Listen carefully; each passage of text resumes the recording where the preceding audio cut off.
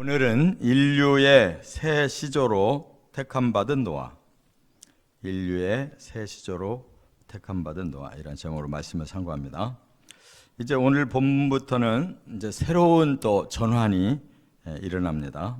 그것은 하나님께서 이제 두 가지 계획을 발표하게 되시는데, 하나는 공의의 심판, 또 하나는 긍휼의 구원. 이 두 가지로 이제 세계를 다스려 나가시겠다고 말씀하신 거예요.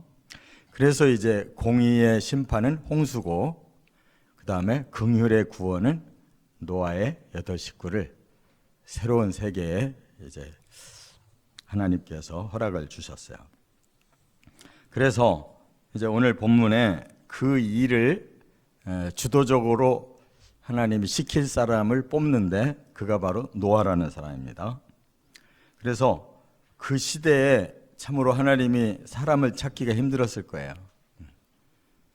1500년 동안 인류가 번성해서 많이 늘어나기는 했는데, 모두가 다 악한 사람들이고 사탄에게 완전히 씌워 있기 때문에 하나님이 쓰실 만한 사람을 찾기가 힘들었어요. 그래서 노아 한 사람을 찾아내셨는데, 바로 그가 500세에 부름을 받고 이제 600세에 이제 홍수 심판을 하시고 그를 이제 물에서 구원하시죠. 하나님의 그 공의의 심판, 또 긍휼의 구원의 원리, 이게 이제 노아로부터 오늘 이 시대까지 계속 흐르고 있는 겁니다. 그렇기 때문에 하나님이 노아 때에는 전 인류를 한번 심판하셨지만, 그 다음부터는 전 인류를 심판하신 적이 없어요. 예를 들면 아브라함 시대 때는 소돔과 고모라를 멸망시키셨잖아요.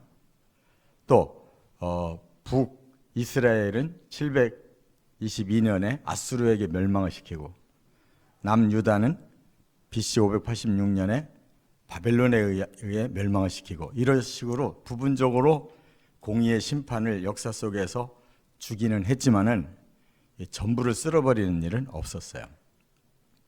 언약을 주셨기 때문에.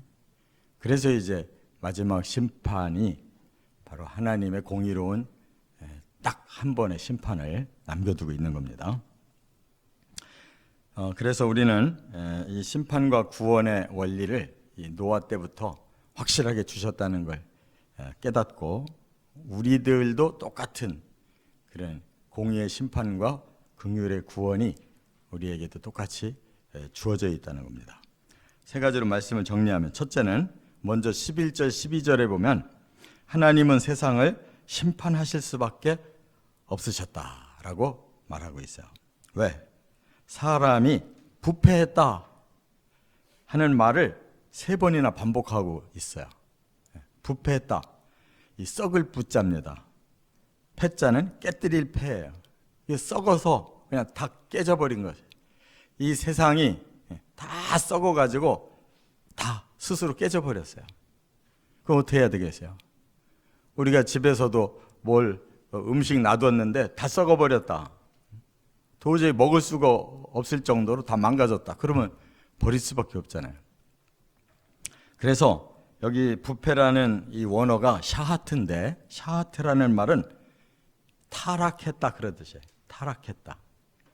사람이 영적으로 이렇게 타락, 그러면 이제 타락이라는 단어는 다시 뭘로 바뀌냐? 사악해졌다.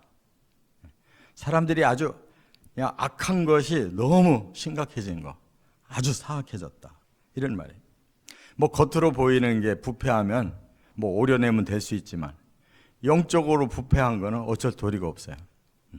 그거는 영혼, 몸이 다 지배를 받기 때문에 완전히 영적으로, 또 정신적으로, 육체적으로 완전히 못 쓰게 됐다는 거예요.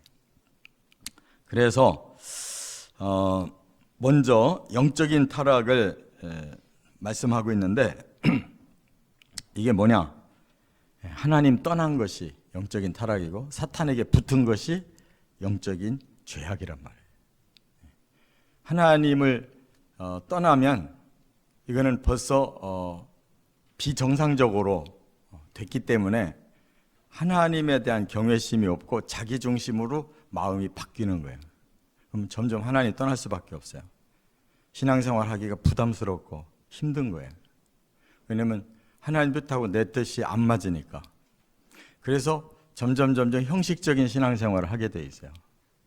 그러면 마음은 하나님과 멀고 그냥 겉모습만 신앙생활을 하는 거예요.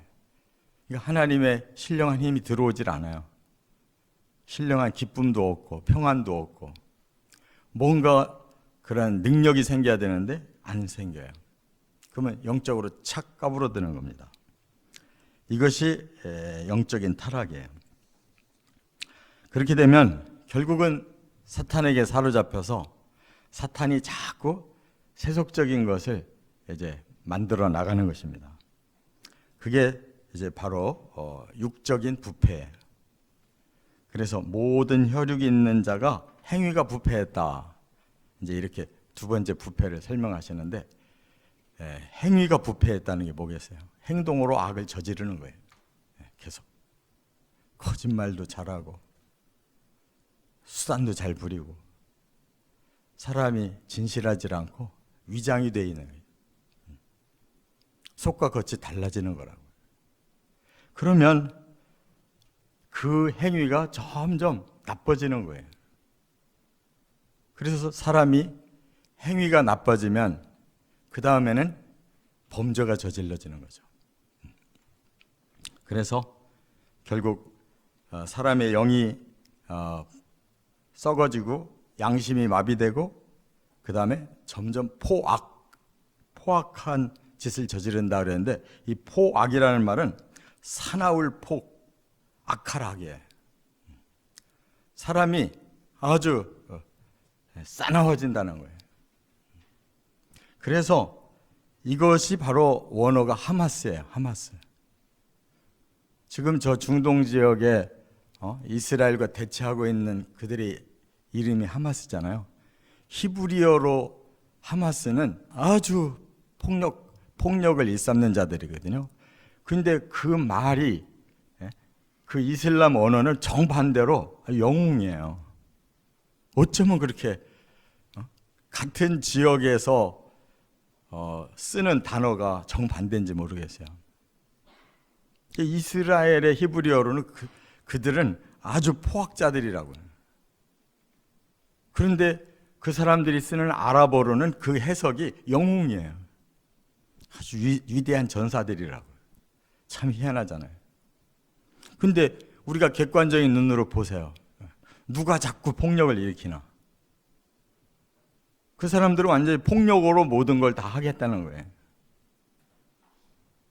그것이 사탄의 장난이에요. 그리고 예수님께서 이 공의의 심판을 이렇게 말씀했어요. 노아의 노아 때의 심판 이렇게 말씀했다고요. 마태복음 24장 37절에 보면 노아의 때와 같이 인자의 임함도 그러하리라. 예수님이 다시 이 땅에 오실 때가 인자의 임함인데 노아 때에 공의의 심판을 당한 것처럼 인자도 공의의 심판을 하러 올 거다. 근데 그때의 상황이 똑같다는 거예요. 노아 시대의 모습이나 마지막 때의 모습이나 똑같대요. 그러면서 뭐라고 그랬어요? 홍수 전에 노아가 방주에 들어가던 날까지 사람들이 먹고 마시고 장가들고 시집가고 그랬대요. 그러니까 먹고 마시고 성욕을 채우고 이게 사람들의 전부라는 거예요. 어떻게 하면 더 잘 먹고 그냥 어떻게 하면 더 흥에 겹게 취하고 어떻게 하면 더 성욕을 발산해서 마음껏 즐기냐. 이게 사람들의 생각이라는 거예요. 이게 예수님이 하신 말씀이에요. 노아 때 그래서 그들이 공의의 심판을 당했는데 인자가 임하는 재림 때에도 사람들의 모습이 똑같다는 거예요. 홍수가 나서 그들을 다 멸하기까지 깨닫지 못했다. 그 말은 뭐예요? 방주에 아무리 들어오라고 만들어 놓고 전에도 지금 이렇게 하늘이 맑은데 무슨 놈의 홍수가 쏟아지냐. 너나 잘해. 하고 그들은 계속 먹고 마시고 즐기다가 결국 한 사람도 못하고 끝나버렸어요. 이미 모든 게 쏟아질 때는 하나님이 문을 닫으셨거든요. 방주의 문을 하나님이 닫으셨대요. 그렇게 해서 결국은 방주에 올라탄 8식구 외에는 다 죽은 거란 말이에요. 깨닫지 못하면 죽는 거예요. 인자의 임함도 이와 같으니라, 이렇게 말씀했어요. 그래서 이 심판의 원리는 예수님이 과거 노아 때와 종말의 예수님의 재림 때를 일직선으로 놓으셨다고요. 그러니까 사람들이 이렇게 영적으로 타락하고 육적으로 이렇게 썩어서 포악하고 오직 육적인 쾌락에만 자꾸 사람들이 몰려드니까 결국 공의의 심판을 내리실 수밖에 없다는 거예요. 두 번째, 9절과 10절로 보면 이제 하나님은 구원할 자를 찾으셨다. 한편은 공의의 심판으로 멸하실 수밖에 없고 또 한편으로는 사람을 포기하실 수가 없는 거예요. 그래서 다시 시작할 새 시조, 새 인류의 시조를 찾기 시작한 거예요. 그래서 한 사람을 찾아냈는데 그가 바로 노아예요. 이 노아라는 말의 뜻은 안위자라는 뜻이에요. 그로부터 새로운 하나님의 안식과 위로와 은혜를 주겠다는 거죠. 그리고 노아를 소개할 때 여기 뭐라고 그랬어요? 그는 의인이고 완전한 자고 하나님과 동행하는 자다, 이렇게 말씀했거든요. 의인이라는 것은 세데크라고 그러는데 이거 올바르게 사는 사람이에요. 올바르게. 옆으로 비껴나가질 않는 거예요. 옆으로 비껴나가는 게 죄라는 말이에요. 또 완전이라는 말은 탐임이라고 하는데 이거는 흠이 없다는 거예요. 흠이 없는 사람. 그 다음에 동행이라는 말은 하라크라고 그러는데 순복한다는 뜻이에요. 그냥 순순히 복종하고 따라가는 사람. 그게 동행이라는 뜻이래요. 하라크. 자, 그런데 노아를 그렇게 하나님이 평하시고 그를 선택했는데 과연 진짜 그럴까? 아니죠. 노아가 치명적인 실수를 저지르죠. 홍수 끝나고 돌아와서 포도 농사를 짓고 그 포도주에 취해서 자식들 앞에서 못 볼 것을 보여주고 그랬잖아요. 그런 사람이 어떻게 의인이고 완전한 자고 하나님과 동행하는 자예요? 적어도 에녹은 그런 하자가 없었거든요. 근데 노아는 그게 아니에요. 그런데 어떻게 그 사람을 의인이고 완전한 자고 하나님과 동행하는 자이기 때문에 인류의 새 시조로 선택했냐 이거예요.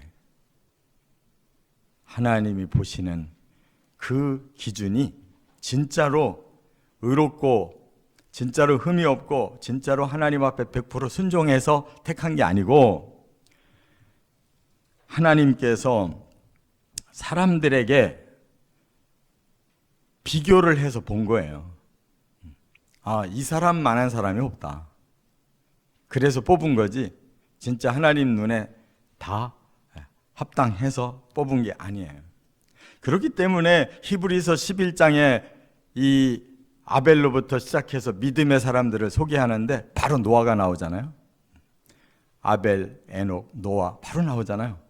그 노아를 뭐라고 평가했냐면 믿음으로 노아는 아직 보이지 않는 일에 경고하심을 받아 경외함으로 방주를 준비하여 그 집을 구원하였으니. 다른 게 없어요. 하나님을 믿었고 하나님의 경고에 순종했을 뿐이에요. 그게 신앙이라는 거예요. 하나님 신앙이 바로 그거예요. 다른 사람들은 하나님께 관심이 없고 그냥 세속을 즐기는데 바빠가지고 하나님 거들떠보지도 않는 시대에 그래도 노아는 하나님을 바라봤다는 거예요. 경외했다는 거예요.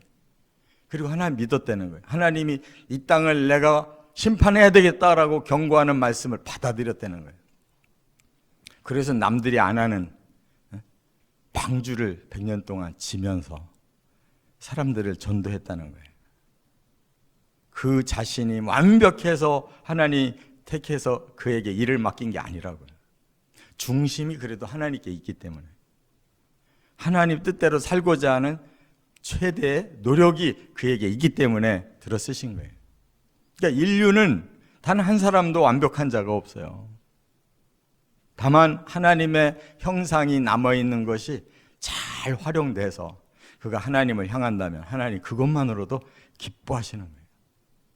근데 하나님 형상이 있는데 우리는 다른 사탄의 형상이 더 강해서 거기에 자꾸 치우치기 때문에 점점 악해지는 것이죠. 그래서 세상을 정죄하고 믿음을 따르는 의의 상속자가 되었다. 그 사람부터 내가 의로운 백성이라는 그 권한을 줘서 하나님께 상속받은 자다. 그 말이에요. 우리도 믿음 때문에 그래도 하나님을 경외하려고 하는 그 하나님을 향한 신앙이 있기 때문에 그래서 의의 상속자라고 인정받았다는 거 깨달으시 바랍니다. 그리고 하나님과 동행한다는 것은 죄성이 없다는 뜻이 아니에요.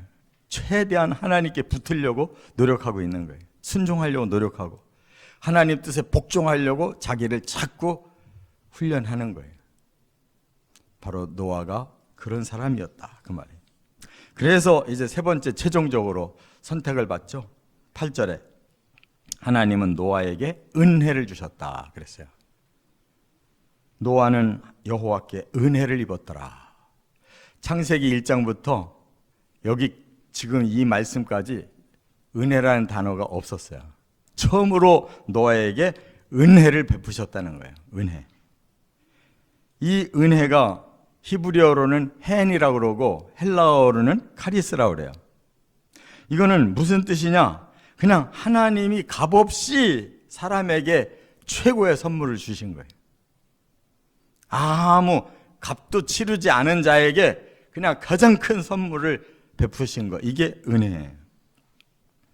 그래서 노아가 새 시조로 선택받고 그 시대의 사람들을 구원하도록 이렇게 방주를 만들고 사람들을 전도하고 이렇게 하나님께서 그에게 놀라운 것을 주신 것은 하나님이 그에게 은혜를 베풀어서다. 그 말이에요. 그렇기 때문에 우리가 구원이라는 이 단어 앞에 우리는 먼저 하나님의 은혜로 구원받았습니다라는 고백이 있어야 돼요. 내가 잘나서 내가 똑똑해서 뭐 알아서 구원받은 게 아니에요. 하나님이 어쩌면 아무것도 모르는 우리들에게 이게 은혜를 내려주셔서 이 많은 악한 사람 중에 어째 우리의 마음이 열렸을까? 어째 우리가 예수님의 그 십자가 복음이 깨달아졌을까? 어째 내가 하나님의 백성이 돼 천국에 갈 수 있게 됐을까? 이게 깨달을수록 은혜란 말이에요. 하나님의 은혜 때문에 여기 우리가 있는 거예요. 할렐루야. 그래서 세상에 많은 사람 중에 한 사람을 택했잖아요. 근데 그 아내나 그 자식, 그 며느리 이렇게 8식구, 노아 빼고는 8식구에 대해서 평가가 없어요. 그럼 그 말은 뭐예요? 뭐 그들이 훌륭해서 택한 게 아니잖아요. 노아 한 사람을 택함으로 아내도 덩달아 따라오고 자식도 덩달아 따라오고 며느리들도 덩달아 그 안에 따라왔기에 같이 은혜를 받은 거지. 그래도 그 8식구들이 좋은 아내고 좋은 자식이고 좋은 며느리들이었기 때문에 거기서 삐뚤어지지 않은 거란 말이에요. 이렇게 한 가족이 그래도 크게 이탈이 없이 구원받았다는 게 얼마나 하나님의 은혜냐고요. 성경에 또 그 다음 보면요, 아브라함처럼 또 하나님이 그렇게 그를 귀하게 여기시고 뽑은 사람이 없잖아요. 근데 성경에 보세요. 3대가 신앙이 내려가는 집이 얼마나 있었나. 응? 아브라함, 이삭, 야곱으로만 내려갔어도 대단한 사람들인 거예요. 근데 뭐 야곱이 뭐 탁월했어요? 얼마나 거짓말도 잘하고 얼마나 개인 욕심이 많았어요. 그래도 하나님은 아브라함의 믿음과 똑같이 받아들여서 그 자손들 12를 다 선민으로 받아들이셨잖아요. 그러니까 내리 3대 아브라함 같은 믿음을 계속 갖기도 그 기적 같은 일이에요. 하나님의 은혜이기 때문에 그 자식 이삭을 축복하시고 또 그 자식의 자식 야곱을 축복하셨을 뿐이에요. 그리고 그 선민 말할 필요도 없이 둘째, 셋째 아주 잔인한 자였는데 첫째는 아버지의 침상을 노린 자고 이런 악한 집안의 자식들을 다 선민이라고 받아들인 것이 하나님의 은혜인 거죠. 여기까지 은혜로 구원받아 온 줄 믿습니다. 그렇기 때문에 깨달음이 필요한 거예요. 깨달음. 우리가 이렇게 몹쓸 자들인데 이런 은혜로 구원의 이 놀라운 세계로 들어와서 산다는 것이 너무너무 감사하고, 그렇기 때문에 우리가 겸손하게 주의 일을 열심히 순종하고 헌신하는 거지. 뭐가 서로 간에 뭐가 누가 더 잘나고 못나서가 없잖아요. 깨닫는 만큼 하나님 앞에 헌신하는 거예요. 이렇게 우리는 공의의 심판도 분명하게 살아있고 하나님의 은혜의 구원도 지금까지 분명하게 살아있어서 여기까지 왔는데 이제 그 구원과 공의의 심판을 결말질 때가 가까웠다는 거예요. 가까웠다.